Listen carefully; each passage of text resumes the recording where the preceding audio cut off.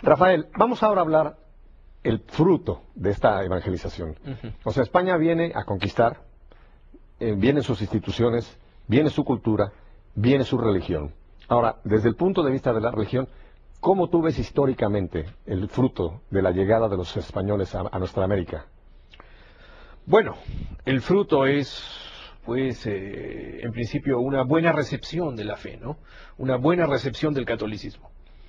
El fruto es la santidad, los ejemplos de santidad, que no se reflejan únicamente en aquellos que han sido elevados a los altares, o que tienen la condición de beato, siervo de Dios, o simples virtuosos, ¿no? Sino en la gente del común. La santidad forma parte de la vida cotidiana. O sea, al margen de los múltiples defectos que podemos encontrar entre los pobladores del virreinato, ¿no? Había una gran conciencia del mundo ultraterreno, eso no lo podemos negar. No podemos tapar el sol con un dedo, ¿no? Muchos historiadores se quedan únicamente en los aspectos económicos, cuando quieren estudiar la santidad, aspectos económicos o aspectos políticos, pero no conocen de teoría de la santidad, por ejemplo. Y no logran entender al hombre virreinal en su tiempo. El hombre virreinal podía ser pecador, podía ser un sujeto defectuoso en el sentido moral, pero siempre pugnaba por ser santo. Estaba luchando por ser santo, era consciente del mundo ultraterreno. Toda persona antes de morir, si es que la muerte le venía anunciada, procuraba, pues, además de confesarse, testar y dejar algún dinero para la propagación de alguna devoción, una devoción mariana, una devoción cristológica o algún santo, ¿no? Como es el caso de Baltasar III, que fue un español, fue un andaluz, que vivió, era sevillano, vivió en Lima a principios del siglo XVII y antes de morir dejó 2.000 pesos, que era una fortuna para la época, ensayados, ¿no? Y marcados para la ermita de la Virgen del Rocío, allí cerca de Almonte, en Andalucía, que es la devoción más celebrada de Andalucía y de España, prácticamente la devoción mariana, ¿no? Y que tiene pues varias cofradías de todo el mundo allí. Por ejemplo, eso, ¿no? Por ejemplo, un sujeto en el siglo XVIII, antes de morir, testaba y dejaba dinero para la devoción de la Virgen de Nuestra Señora de la Barquera, en San Vicente de la Barquera, ¿no? Dejaba buen dinero, por ejemplo. Eso era muy común. O dejar dinero para los niños cautivos de los moros, ¿no? Dejar cautivos a las mandas, dejar dinero a las mandas, dejar dinero también a los santos lugares de Jerusalén. ¿No? Hay conciencia de eso, ¿no? Que no se puede negar, ¿no? Y que habría que resaltar. Hay pues también gran devoción a los santos del medioevo en la colonia o en el mundo virreinal, ¿no? Santos de la antigüedad tardía, santos mártires como Santa Justa, Santa Rufina, ¿no? San Jerónimo, durante el virreinato. Eso es que ahí también es un objeto que demuestra pues la gran recepción del catolicismo, ¿no?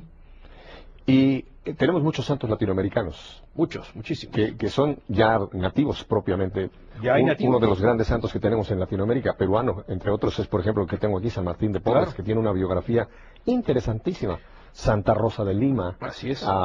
Otros santos que es de origen español, que es el gran evangelizador de América, Santo Toribio de Mogrovejo. Así es. En fin, hay fruto también local. Ahora, una pregunta. Las culturas precolombinas tenían un alto sentido religioso. Sí. Entonces, ¿tú crees que ese sentido precolombiano ya en el virreinato, al fundirse, produce este deseo o este caminar de santidad de nuestro pueblo latinoamericano? Yo creo que sí, porque el hombre andino prehispánico, es un ser muy religioso, un ser muy consciente de lo hierofánico, ¿no? De la manifestación de lo sagrado en lo profano. Por cierto, politeísta, pero llamado al mundo ultraterreno, y sobre todo con un gran sentido de la moral, ¿no? De los escrúpulos, justificados en su religión. Entonces, eso yo creo que puede facilitar, ¿no? La difusión del cristianismo. Aunque hay que ser conscientes también muchos indígenas se bautizaban y por lo bajo seguían siendo paganos, ¿no? Y eso se vio en el Perú a principios del siglo XVII, en Huarochirí, en un pueblo de las afueras de Lima.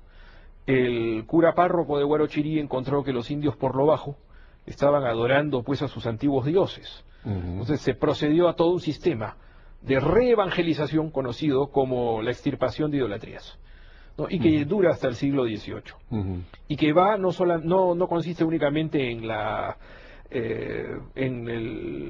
en el coger, en el tomar pues al ídolo y destruirlo, sino también recatequizar a los nativos, ¿no?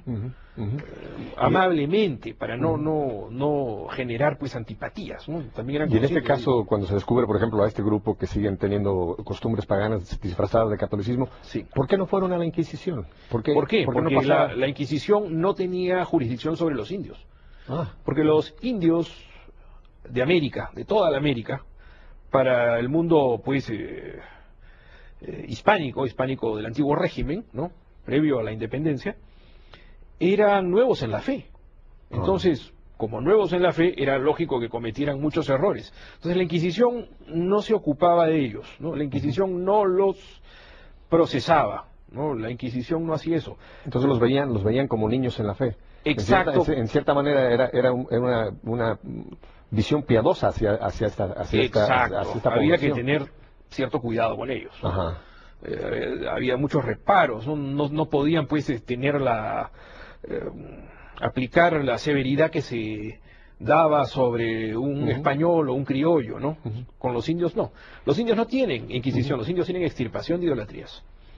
En cambio, los españoles, llámese nacidos en la península ibérica, o los criollos, los españoles americanos, sí tenían inquisición.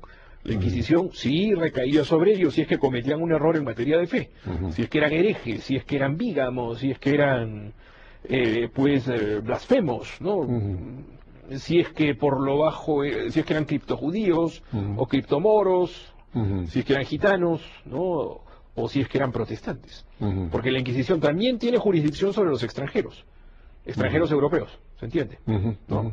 Y como extranjeros europeos, la Inquisición era muy cuidadosa porque sospechaba de los holandeses. Creía que todo holandés era calvinista, o que todo inglés era anglicano o puritano, ¿no? O que todo francés era hugonote. Por eso es que la Inquisición procesaba a los piratas. Cuando los piratas eran capturados en las costas del Perú, no los procesaba la Real Audiencia, sino la Inquisición. ¿Por qué? Porque eran herejes, se suponía, ¿no? Y había un gran miedo a la difusión de la herejía. Correcto. ¿No? El día de hoy esto puede generar risa, ¿no? Puede motivar a la sonrisa, pero lo que sucede es lo siguiente: el miedo a la herejía tenía un sentido.